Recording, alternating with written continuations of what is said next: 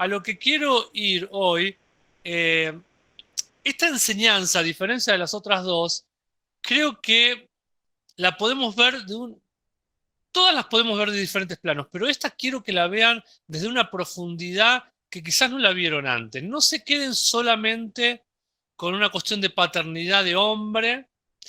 Hemos hecho muchos hincapiés en detalles de la funcionalidad del hombre. Hemos hablado del hombre como progenitor, ancestro, autor, fundador, creador, fuente, el que sostiene, el que nutre, el que apoya, el que protege, el maestro, o sea, el que enseña, el que disciplina, el líder, la cabeza, aquel que cuida, aquel que desarrolla. Esas son parte de las 10 o más funcionalidades o funciones básicas de la paternidad y del hombre. Pero hoy, más allá de eso, quiero que podamos mirar un poco la relación de padre e hijo que Jesús nos muestra que él tenía con Dios.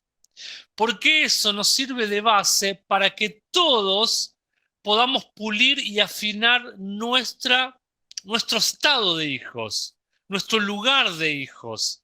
En inglés hay una palabra que es imposible traducirla al español, que es la palabra sonship, y a veces cuando tanto Rodrigo o yo cuando estamos traduciendo al doctor Ben, quizás nos quedamos un poco cortos con la traducción. Sonship tiene que ver con ese estado, esa condición, en esa relación que tenemos con Dios Padre.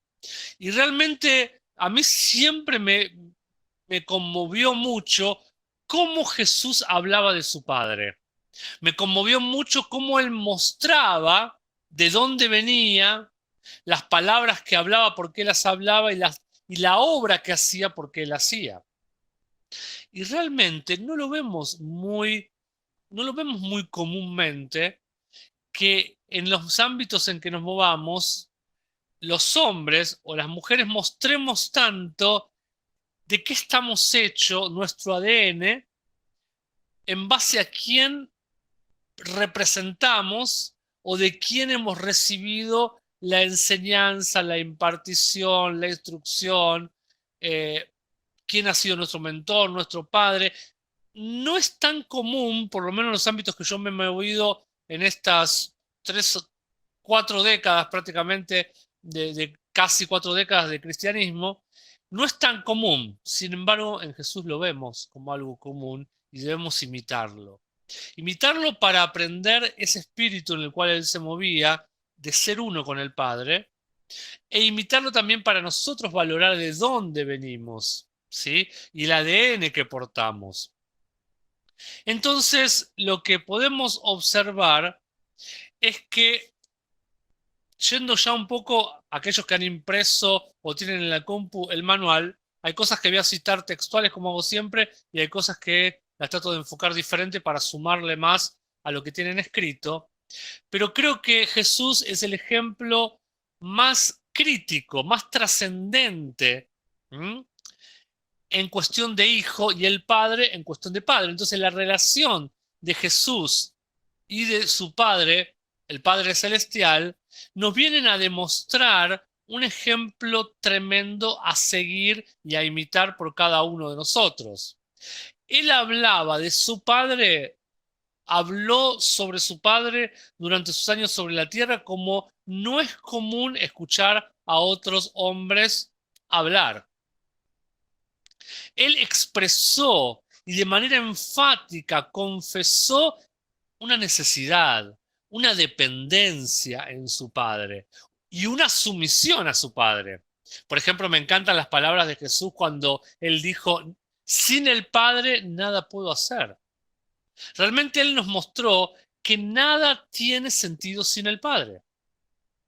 ¿Cuántos de nosotros, hombres y mujeres también, establecidos en un ministerio, con cierta medida de éxito, con muchos seguidores, cuántos de nosotros estaríamos dispuestos a decir, sin mi padre espiritual, no soy nada o no he logrado nada? Yo lo puedo decir, porque realmente llegué a un punto en mi vida donde realmente lo que había hecho dejó de tener sentido y me sentía vacío y tuve que decir, necesito un nuevo rumbo.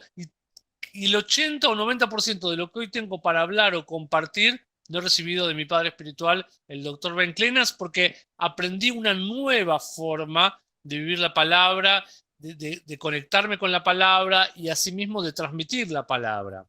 Pero ¿cuántos de nosotros que hemos logrado algo como ministros nos atrevemos a ponernos en una actitud de total humildad a decir, ¿qué haría yo sin mi padre espiritual? Quizás no te pase eso porque no tienes padre espiritual, sencillamente. Quizás no te pase porque lo tienes, pero no sientes que ese padre está en sintonía con lo que Dios está hablando hoy. O quizás no te pase por un tema de orgullo que tienes que vencer. Pero realmente es hermoso poder estar en ese lugar en el cual uno dice, wow, todo lo que tengo y se va sumando y se va multiplicando es porque también lo recibo. Recibo por gracia, doy por gracia. A veces quizás alguno me escucha, no solo en las clases, sino cuando comparto un consejo, una palabra, una impartición, y se queda maravillado o le gusta o se siente cobijado por mi palabra o algo que mi señora también, mi esposa, le compartimos a alguien, a uno de nuestros círculo íntimo, y uno a veces piensa, esta persona por algo sencillo se quedó maravillado, y no es porque yo haya hecho una gran teología o un gran caminar, es porque lo he recibido. Y no hay nada más lindo que poder dar lo que uno recibe. De eso se trata la paternidad. De gracia recibo, de gracia doy. Sería hermoso ver generaciones y generaciones a las cuales se va impartiendo mantos.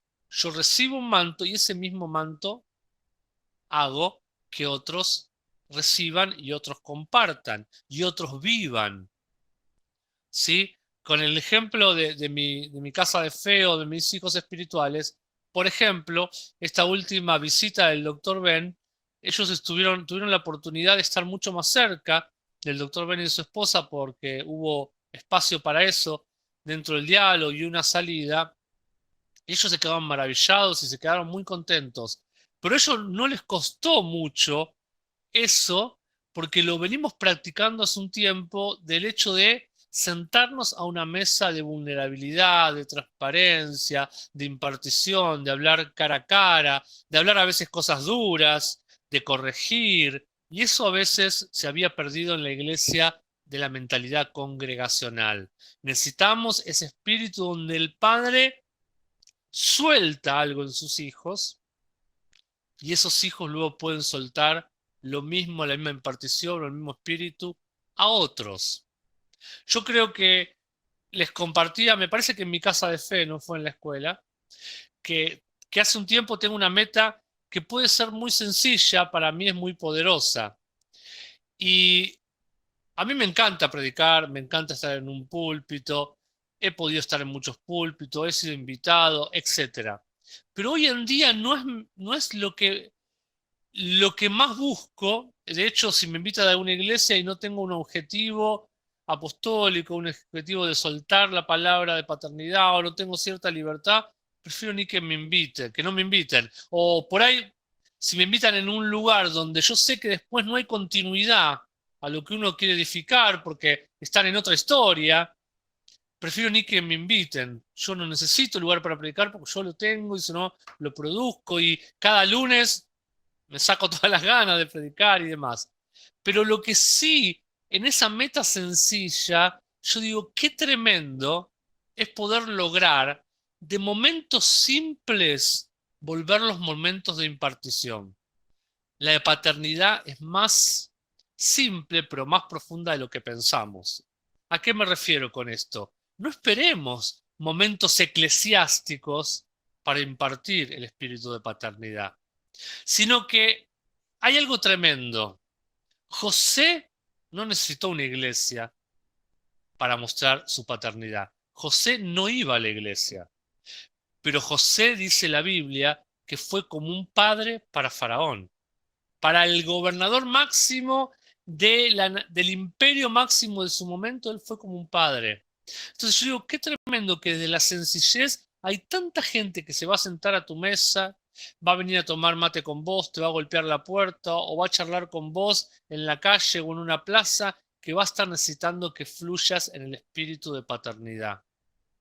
Seas hombre o seas mujer. Hoy hablaba con alguien en un mensaje que para mí era muy simple y sencillo, ni siquiera era de audio, escrito, y le digo a mi esposa, mira, le dije esto y esto a esta persona y me está diciendo, era un hombre, y me está diciendo, ay, me hiciste llorar. Esa persona está pasando por una situación familiar bastante crítica y simplemente le dije un pensamiento, ¿no? Ni siquiera le hablé de Dios. Es más, esa persona que no es cristiana me hablaba de Dios a mí. Pero le hablaba algo básico y tocó su corazón. Y esa es una de las cosas que más quiero seguir aprendiendo de mi padre, del doctor Ben, y no todo el mundo todavía ha tenido esa oportunidad. Cuando fuimos a Puerto Madero a compartir una cena con él, algunos de los que están presentes lo han visto, y yo puedo ver eso, ¿no? Como a diferencia de otros grandes predicadores, puedo ver en él que a veces de momentos simples los transforma, Dios lo usa, lo toma, o sea, una unción especial en una mesa, con ravioles, con pizza, con un vino, con lo que fuere, pero en una mesa de algo sencillo y de algo cotidiano. Qué tremendo. Yo busco esos tiempos. Miren, me gozo por el avivamiento que está habiendo en el norte. He disfrutado de tremendos avivamientos en mis años de cristianos, pero hoy yo busco otro tipo de... Yo busco una visitación, busco que nuestras casas sean... Mi mayor gozo hoy va a ser enterarme no tanto que en una iglesia se derramó el Espíritu Santo, sino que en la casa de ustedes naturales se derramó el Espíritu Santo, de mi hermana Silvia, de mi hermana Gledy, de mi hermana Nora, que alguno de ustedes le esté hablando al marido y el marido tiemble por algo, pero no por decirle, no sé, unas lenguas raras, no, no, por decirle algo sencillo pero profundo que toque la esencia y el corazón de esa persona. Estoy teniendo esa pasión hoy, estoy naciendo esa pasión en mí y quiero contagiárselas a ustedes porque, y alguna de ustedes que un día me cuente, mira, Cristian, le compartí la clase de la escuela bíblica a mi vecina, tomando mate, compartiendo factura, a mi suegra, ¿no? Otro gran milagro, siempre hay un chiste de la suegra. A mi tía, no sé, a alguien, a un cristiano apartado, ¿sí? Le compartí este principio, lo de las grietas, le compartí, no sé, lo del ancla, le compartí esto. Ahí voy a sentir que la escuela bíblica está teniendo su éxito y su efectividad. Esa persona quizás pueda ser alumno de la escuela o quizás nunca lo sea, pero hemos llevado la escuela a la casa. No todos van a tener la disciplina de venir todos los lunes de acá a octubre. Yo lo sé y lo he visto. En septiembre del 2020 hemos empezado con las escuelas. El otro día con Samantha hablábamos de que estamos armando un listado general de todas las personas que pasó. No sé si es para reírse, llorar o gozarnos, un poco de todo, pero yo creo que han pasado cerca de 1000 personas. O no sé si 1000, pero 500, 600 seguro. Muchas fueron bendecidas, muchas siguen aprendiendo en otros lugares quizás, pero no todas tienen la disciplina de venir todos los lunes. Pero cuando hay un grupo de primicias que viene como ustedes, yo digo, estamos afectando a muchos más que a los 30 que quizás estemos conectados hoy. Y es una gran responsabilidad. Me estoy yendo del apunte, pero Dios nos está hablando. Es una gran responsabilidad. Yo escucho la palabra y es una gran responsabilidad. Una vez alguien me dijo algo que me marcó, que fue mi hermano natural, que también en ese tiempo era un hijo espiritual mío, y me dijo algo que realmente me hizo mella, me marcó, y me dijo, esta palabra, él se estaba refiriendo al tema de hijos espirituales, no te la podés callar. Él se daba cuenta que de alguna manera yo me la estaba reteniendo un poco por a veces no ver que la gente te la escuche y me dijo, vos no puedes callar esto, no puedes dejar de hablar esto. Y realmente nos tiene que pasar esto. Viene ese tiempo. Viene ese tiempo. Gloria a Dios por todos los avivamientos más que haya, como el que está habiendo en esa universidad en el norte. Pero quiero más avivamientos en la feria, en el shopping, en las escuelas, en las universidades, en los living, tomando mate. Bueno, en Argentina decimos tomando mate, en otros países tomando un té, tomando un refresco o lo que fuere. Vienen esos tiempos que la paternidad llegue a nuestros barrios. A veces, gloria a Dios, si Dios levanta hombres, pero si no le levanta hombres, también la paternidad es un espíritu, es algo que puede fluir también por mujeres, porque hay mujeres que pueden soltar el corazón paternal de Dios. y es también una forma de fluir en paternidad.